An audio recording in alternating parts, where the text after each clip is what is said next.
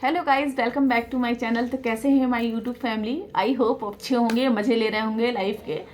Friends, आज मैं आपके सामने एक बहुत अहम मुद्दा लेके आई हूँ। मुझे कमेंट करके लोगों ने पूछा कि मैम, मेरे साथ ऐसा क्यों होता है? मतलब मैं इतनी पूजा पाठ भी करती हूँ, हर चीज़ का ध्यान रखती हूँ, फिर भी मेरे साथ गलत ऐसा क्यों होता है? मेरी लाइफ क्यों प्रोग्रेस नहीं कर रही है और मेरी लाइफ में ही क्यों उतार चढ़ाव आ रहे हैं? तो फ्रेंड्स, बिल्कुल आप ठीक कह रहे हो। ऐसा हो सकता है कि आप पूजा पाठ भी कर रहे हो, सब कुछ ठीक है, लेकिन कहीं ना कहीं आप कुछ गलती कर रहे होंगे, कहीं ना कुछ कमी रह जाती होगी। उस बारे में मैं आपको बताऊंगी।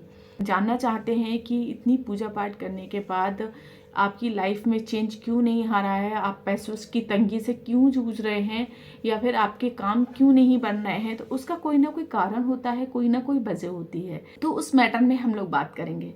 मेरी बहनें, जो मेरी माताएं अगर परेशान हैं उस बात से कि इतनी मेहनत करने के बाद भी उसको वो लाभ नहीं मिल रहा है जो उसको मिलना चाहिए, या फिर कोई मेरी बहन परेशान है कि मेरे हस्बैंड का बिजनेस चौपट हो गया, या मेरे हस्बैंड को इतना सब करने के बाद भी कुछ फ़ायदा नहीं हो रहा है, तो इस वीडियो में आज हम उसी बारे में बात करेंगे। कोई भी वजह हो सकती है। देखिए, आज हम ये नहीं बताएंगे कि ये करने से ये होता है, ये करने से ये होता है। आज हम ये बताएंगे कि आप क्या कमी करते होगे जो आप डाउन में जा रहे हो। आज हम बात करेंगे कि आप पैसों की तंगी की तरफ क्यों जा रहे हो, कैसे जा रहे हो, इतनी पूजा पाठ करने के बाद भी पैसों की तंगी की तरफ क्यों जा रहे हो, कि आप ऐसा क्या करते होंगे। तो ऐसा तो नहीं करते हैं जो मैं बोल रही हूँ, कुछ बातें मेरे से मैच तो नहीं करती। आप देखिएगा, अगर आपसे को मैच करती हूँ तो इन चीज़ों को आप सुधारिएगा। पहला नंबर, आप देर से उठते होंगे, प्रातः सुबह नहीं उठते होंगे, सूर्य उदय के बाद उठते होंगे, काफ़ी देर के बाद उठते होंगे, तो ऐसा कुछ करते हैं। दूसरा नंबर, अगर मान लीजिए आपके घर में माँ बाप हैं तो उनका मान सम्मान नहीं करते होंगे, ऐसा हो सकता है।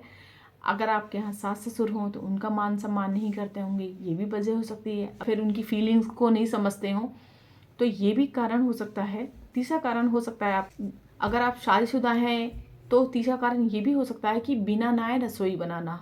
अगर आप बिना नहाए रसोई बनाते हैं, जैसे बिना नहाए आप किचन में चले जाते हैं और पूरा खाना बनाते हैं, ऐसा नहीं करना चाहिए। तो ऐसा करते हैं तो लक्ष्मी रूठ जाती है, लक्ष्मी नहीं आती है। तो बिना नहाए तो कभी रसोई नहीं बनाना चाहिए। और नहाने से पहले कुछ खाना भी नहीं चाहिए, नहाने के बाद ही खाना चाहिए। तो जब आप नहा लें और दीपक जला दें तब आप खा सकते हैं। कम से कम दीपक तो जल ही जाए आपके घर में, उसके बाद ही आप कुछ खाएं। फोर्थ, शाम को किसी, जैसे होता है संध्या वेला जिसको बोलते हैं 6 बजे के बाद सोना, तो शुभ नहीं होता है। लक्ष्मी को नाराज करना, ठीक है, तो ये कभी नहीं करना चाहिए। 6 बजे के बाद नहीं सोना चाहिए। 6 बजे के बाद अगर आपके घर की लाइटें कहीं की भी बंद है तो लाइटें जला देनी चाहिए, क्योंकि जो लाइटें हैं 6 बजे के बाद लाइटें खुल जानी चाहिए। तो कहीं भी घर पे अंधेरा नहीं रहना चाहिए। ऐसा नहीं है कि मान लीजिए आपके 4 कमरे हैं या 2 कमरे हैं तो चारों कमरे की लाइट जलाएं, लेकिन कुछ वक्त के लिए, कुछ 5 सेकंड या 5 मिनट के लिए आप हर कमरे की लाइट जला दीजिए। उसके बाद जिस कमरे में आप बैठे हो उस कमरे में लाइट जलाइए, बाकी कमरों की बंद कर दीजिए, लेकिन बाकी जगह की लाइट जलती रहनी चाहिए। जो महिलाएं खुद झाड़ू लगाती हैं, जो महिला काम वाली आती हैं, उनके बारे में मैं बात करूंगी। जो महिलाएं खुद झाड़ू लगाती हैं तो उनको कोशिश ये करनी चाहिए कि झाड़ू सुबह जल्दी लगाएं। ये ऐसा नहीं कि 9 बजे के बाद 10 बजे के बाद झाड़ू लगाएं, ऐसा नहीं करना चाहिए। झाड़ू जल्दी से सूर्य उदय से पहले झाड़ू लगा लीजिए। लेकिन आपके यहाँ अगर मेड लगी है तो आपको क्या करना है कि आपको कम से कम एटलीस्ट झाड़ू तो लगा लेनी है। आप कहीं भी जो बीच का आंगन होता है वहाँ पे आपको झाड़ू छुआ लेनी है और हल्का हल्का कहीं पे भी लगा लेनी है। तो ये सूर्य उदय से पहले करना है। उसके बाद आपकी मेड आए वो करती रहे काम, बीच आंगन में झाड़ू जरूर लगानी चाहिए। झाड़ू कभी भी शाम के 6 बजे के होने के बाद झाड़ू नहीं लगानी होती है। तो 6 बज जाए तो उसके बाद झाड़ू मत लगाइए। उसके बाद अगर किसी वजह से आपको झाड़ू लगानी भी पड़ जाए, मान लीजिए कभी कभार होता है कि कुछ चीज़ गिर जाती है, कोई चीज़ सामान गिर जाता है, फैल जाता है, तो आपने झाड़ू लगा ली, तो वो कूड़े को कभी भी बाहर नहीं फेंकना चाहिए रात में। उस कूड़े को आपको डस्टबिन में ही डालना चाहिए। डस्टबिन में डाल दीजिए, लेकिन बाहर कूड़ा मत फेंकिए, बाहर यानी बाहर गेट के बाहर मत फेंकिए। छठी चीज़ आपको मैं बताने वाली हूँ कि जिन घर में स्त्रियाँ, यानी जो लक्ष्मी होती है, लक्ष्मी हमारे घर की जो स्त्री होती है वो लक्ष्मी का रूप होती है।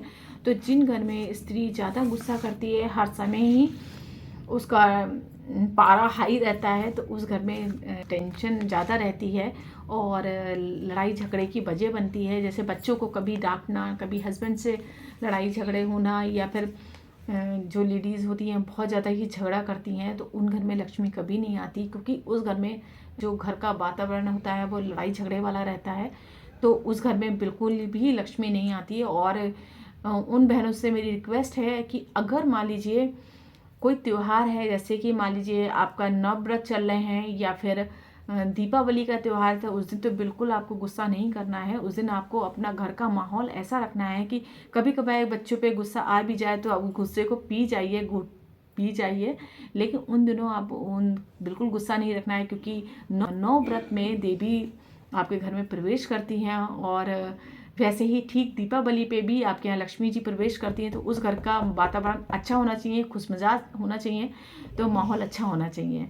उसके बाद हम सातवीं बात करते हैं, जिस घर में अगर तुलसी का पौधा सूख रहा होता है, बार बार सूख जाता है, तो उस घर में लक्ष्मी रूठ जाती हैं। तो ध्यान रखें कि तुलसी का पौधा आप लगाएं तो प्रॉपर उनको धूप भी मिले और उनकी पूजा भी हो। अगर तुलसी का पौधा आपका सूख रहा है तो आप समझें कि क्यों सूख रहा है, क्या वजह है। जहाँ पे आपने लगाया तो हो सकता है उनको धूप सही से नहीं मिल रही हो, या फिर बहुत ज़्यादा ही धूप मिल रही है तो छाया नहीं मिल रही हो। तो ये सब चीज़ें बहुत ज़्यादा ही मैटर करती हैं। तो तुलसी का पौधा आपको लगाना है तो ध्यान रखना है कि तुलसी का पौधा आपका बार बार सूखना नहीं चाहिए।